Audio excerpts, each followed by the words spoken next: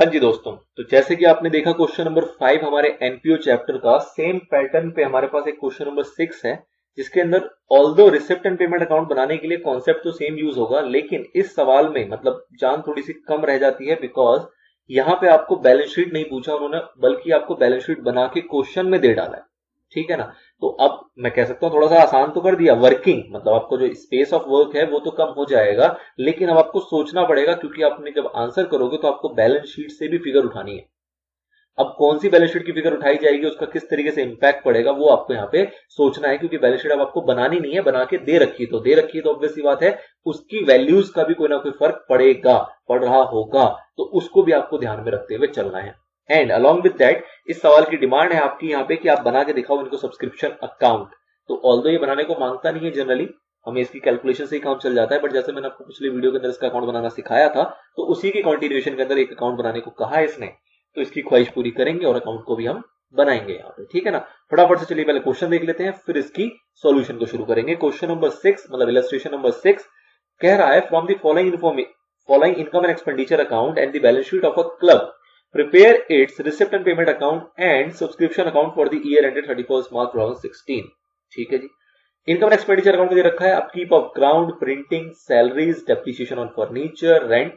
इधर दे रखा है आपको subscription, sale of newspaper, old lectures, interest fee, miscellaneous income, deficit. Deficit है यहाँ पे, सरप्लस नहीं है, डेफिसिट है। चलिए कोई बात नहीं, आगे बढ़ते हैं।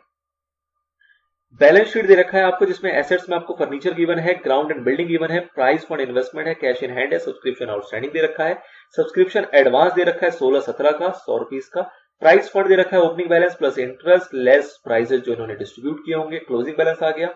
जनरल फंड दे रखा है, उसका भी ओपनिंग बैलेंस पता है कितना है, और उसके अंदर डेफिसिट जो था इनका वो इन्होंने यहाँ पे लाके इसको मर्ज कर दिया, और प्लस किया है कुछ इंटरेस्ट भी इनको रिसीव हुई होगी, वो जनरल फंड का पार्ट बनाया इन्होंने, 1300 रुपए को ऐड कर दिया, और इस तरीके से ये आपका बैलेंस शीट कंप्लीट हो गई। ठीक है ना। आप बैलेंस शीट से देखो आपको सब्सक्रिप्शन की फिगर उठानी पड़ेगी। ठीक है ना। यहाँ पे दे दिया सब्सक्रिप्शन, तो ये करंट ईयर का आउटस्टैंडिंग है, ये करंट ईयर का एडवांस है, तो यहां से उठा लेंगे। और भी कुछ जानकारी होगी तो उसको भी देखी जाएगी। यहाँ पे जैसे फर्नीचर की जरूरत पड़ेगी हमें इसको एक क्रॉस लुक देने की, आइए कोई बात नहीं, आगे देखते हैं। The following adjustment have been made in the above accounts. क्या है, upkeep of a ground 600 and printing 240 related to 14-15 were paid in 15-16। मतलब कि पिछले साल के दोनों ये खर्चे हैं जो कि करंट ईयर में पे किए गए हैं, मतलब लास्ट ईयर का आउटस्टैंडिंग है, तो लास्ट ईयर के आउटस्टैंडिंग का आपका क्या ट्रीटमेंट होता है वो आपको पता है। आगे one half of the interest fees has been capitalised by transfer to general fund. कह रहा है कि इंटरेस्ट फीस जो थी उसका वन हाफ मतलब 50% जो है वो हमने कैपिटलाइज कर दिया है। तो देखो इंटरेस्ट फी 1300 रुपए की यहां पे आ रही है, और क्या इंटरेस्ट फी यहां पे भी आ रही है, देखो 1300 रुपए की यहां पे भी आ रही है, तो इसका मतलब क्या आता है कि टोटल इंटरेस्ट फी हमें रिसीव कितना हुआ, 2600 रुपए, जिसमें से कि हमने 1300 रुपए 50% को हमने यहां रखा, और 50% को हमने कैपिटलाइज कर दिया, जो कि हमने जनरल फंड के अंदर ऐड किया हुआ है 1300 रुपए। ठीक है ना। तो कुल मिलाकर जब आप रिसिप्ट पेमेंट बनाओगे तो रिसिप्ट आपका बनेगा कितने का, 13 + 13 2600। नाउ सब्सक्रिप्शन आउटस्टैंडिंग 14-15 का दे रखा है ये, और 15-16 का दे रखा है ये। ठीक है ना। तो सब्सक्रिप्शन आउटस्टैंडिंग देखो आपको 14-15 का कितना बता रहा है, 800 रुपए पिछले साल का, एंड 15-16 का कितना बता रहा है, 700 रुपए। सब्सक्रिप्शन आउटस्टैंडिंग 15-16 का कितना, 700 रुपए। तो ये आपको एक तरीके से डुअल इंफॉर्मेशन है, एज सच नॉट रिक्वायर्ड। आगे सब्सक्रिप्शन एडवांस है पिछले साल का 200, और करंट ईयर का कितना है 100 रुपए, 15-16 का, और 16-17 कितना है 200 रुपए। देखो ये आपको भी यहाँ पे ऑलरेडी गिवन था, तो कहने का मतलब ये 100 और 700 आपको यहाँ पे भी दे दिया गया है, और इस 100 एंड 700 की इन्फॉर्मेशन आपको एडजस्टमेंट भी दे दी गई है। कंफ्यूज नहीं हो जाना, दो ट्रीटमेंट नहीं कर देना है। ठीक है ना। वो एक ही बात है जो कि आपको एज इट इज दो जगहों पर उसकी इन्फॉर्मेशन प्रोवाइड की गई है। कुल मिला के सब्सक्रिप्शन को लेकर 4 बातें होती हैं, और वो 4 बातें आपको गिवन है, 1 2 3 एंड दिस इज 4। चलिए आगे देखते हैं, आगे भी कुछ है क्या, नहीं बस इतना ही सवाल है, सिंपल सा छोटा सा। आइए, तो ये आपका सवाल है, अब कैसे इसमें फिगर्स को उठाना है, किस तरीके से इसको लेके चलना है, उसको हम देखते हैं सॉल्यूशन के अंदर। मोटा मोटा 2 ही चीजें बनानी है, तो आराम से स्पेशियस तरीके से इसका पहले फॉर्मेट तैयार करते हैं और फिर इसको अंजाम देंगे।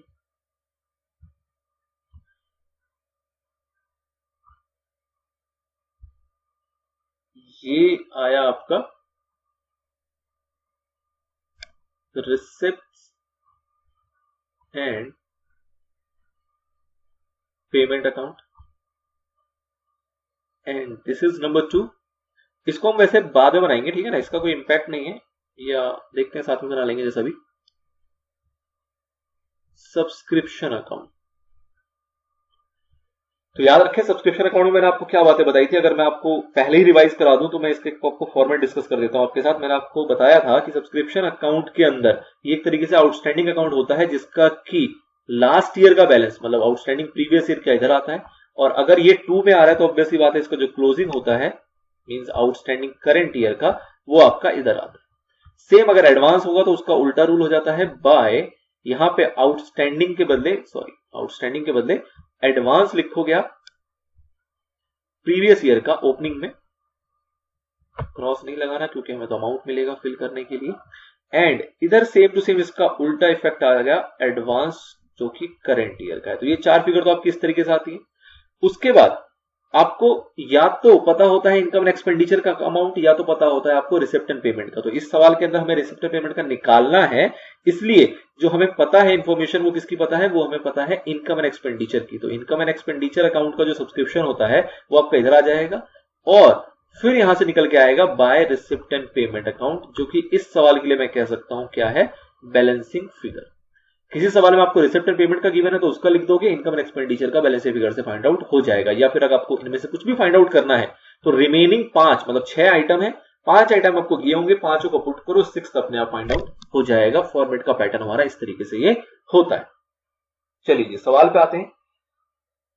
क्वेश्चन मैं साइड में ओपन कर लिया। हाँ जी, सवाल दे रखा है आपको, सबसे पहले दे रखा था अपकीप ऑफ ग्राउंड जो कि 10,000 रुपीज का है आपका एक्सपेंडिचर। अब 10,000 रुपीज का जो आपने अपकीप ऑफ ग्राउंड में एक्सपेंडिचर किया है तो ऑब्वियस सी बात है ये पेमेंट साइड आएगा, बाय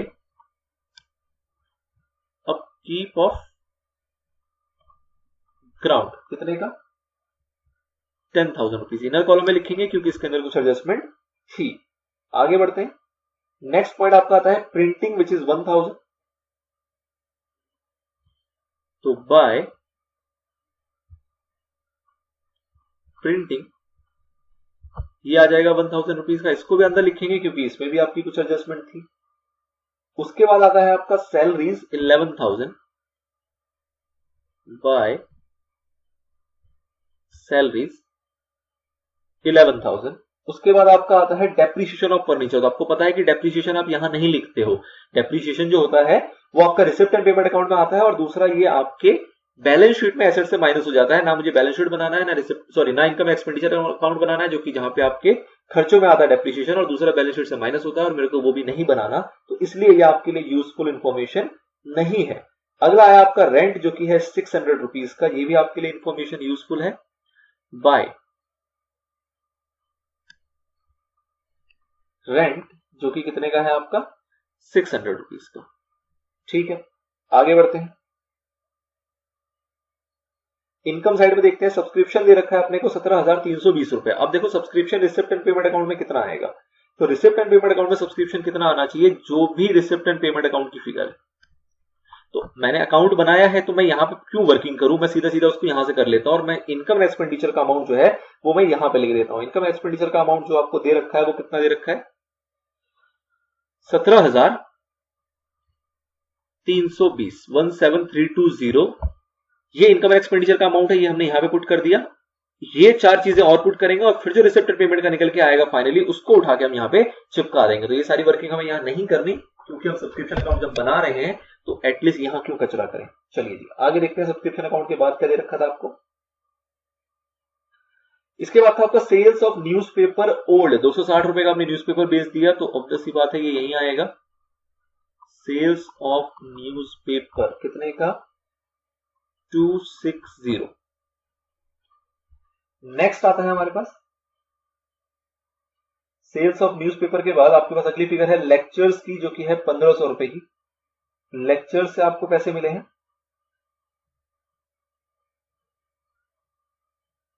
1500 रुपए। लेक्चर्स 1500। इसके बाद इंट्रेंस फी है आपके पास 1300 रुपए की। इंट्रेंस फी आपको पता है यहां पे क्या आनी है, इसको हमने पहले चर्चा कर ली थी। 1300 रुपए आपको दे रखे हैं यहां से, और 1300 आप उठा रहे हो बैलेंस शीट से। ऑल्दो मैं अभी इसको नहीं लिखता हूं, कंफ्यूज हो जाओगे आप, जब हम 1 बाय 1 पहुंचेंगे तभी लिखेंगे। और यही प्रैक्टिस आपको भी अपनानी होती है कि आप एक कोने के सवाल के एक कोने से शुरू करो और 1 बाय 1 पॉइंट्स को उठाते जाओ, उसकी पोस्टिंग करते जाओ। किसी भी पॉइंट को पहले नहीं करना, उससे क्या होगा जब दोबारा आएगा तो कंफ्यूजन की चर्चा हो जाती है। तो बेटर है हर एक पॉइंट का अपना वैल्यू है, अपनी जगह पे वो दे रखा है, और उसको एक ही बार उठाओ, ना आगे से उठाओ ना पीछे से उठाओ, एक सीक्वेंस में लेके चलना है। ठीक है ना। 1300 का लिख लिया, मुझे ध्यान है कि इस पे एडजस्टमेंट है, इसलिए मैं इसको इनर कॉलम में लिख रहा हूं। इसमें कुछ जो भी प्लस होगा वो करके फिर आउटर कॉलम में लिख देंगे। आगे दे रखा है मिसलेनियस इनकम 400 रुपीज का, वो भी आएगा आपका यहाँ पे। टू मिसलेनियस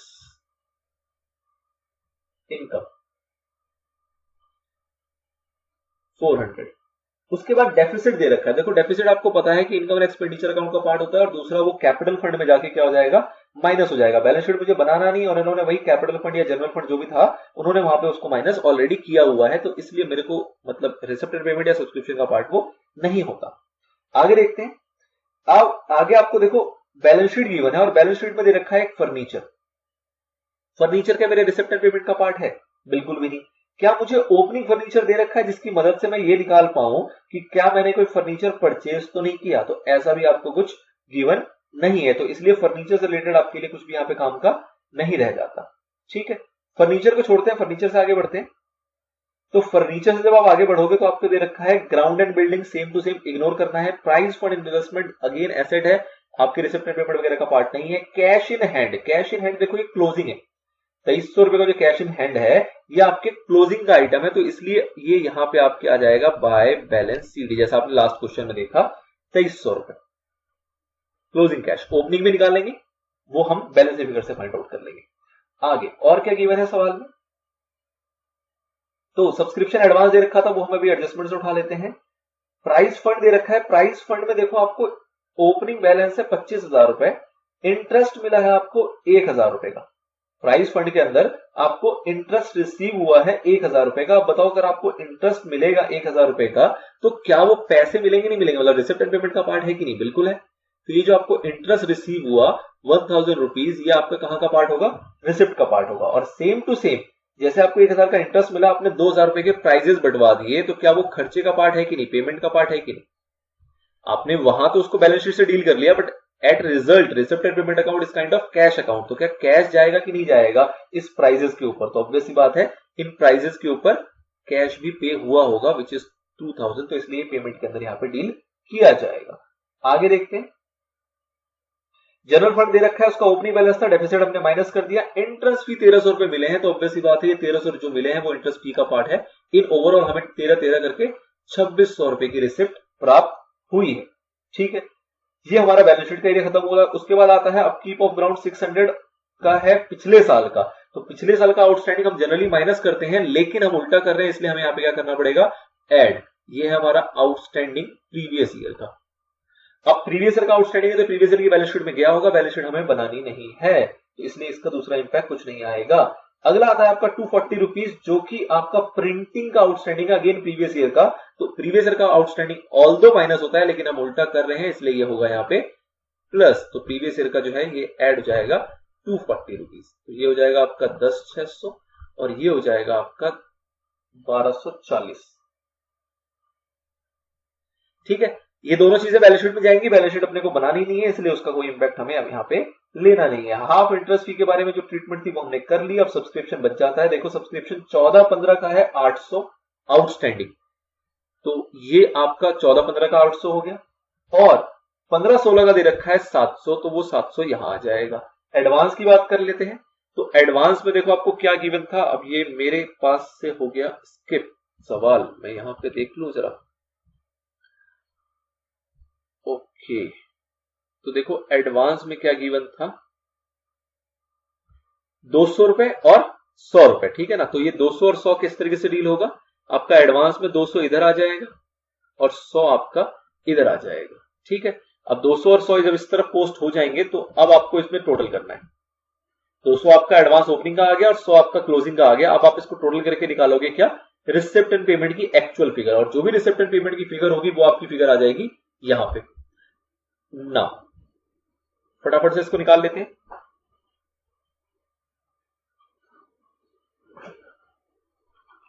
ये गिवन है अपने को 800, इसमें ऐड करेंगे 17320, इसमें ऐड करेंगे 100, तो ये टोटल आ जाएगा आपका 18220।